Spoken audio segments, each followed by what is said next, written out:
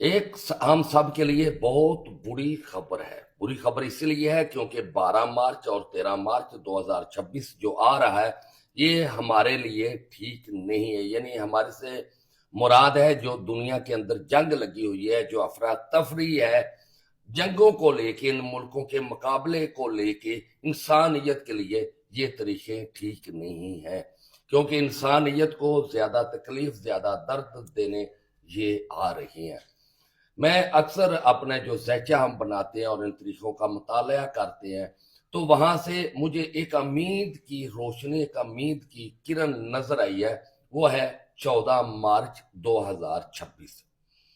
مجھے لگ رہا ہے 14 مارچ 2026 کو اس میں ان کا اتفاق ہو جائے گا، صلح کے قریب جائیں گے یا کسی مذاکرات کے قریب جائیں گے، لیکن 12 اور 13 مارچ کو بھی ان کو صلح کر لینی چاہیے۔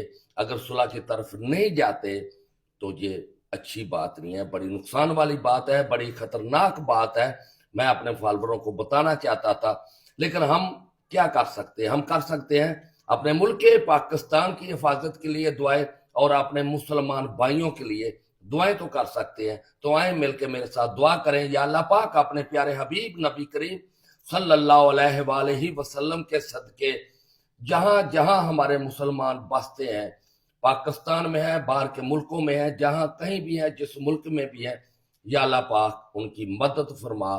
تیری ذات ہی ہے مدد کرنے والی، جو سب سے تیز اور جب سب سے جلدی مدد کرتی ہے۔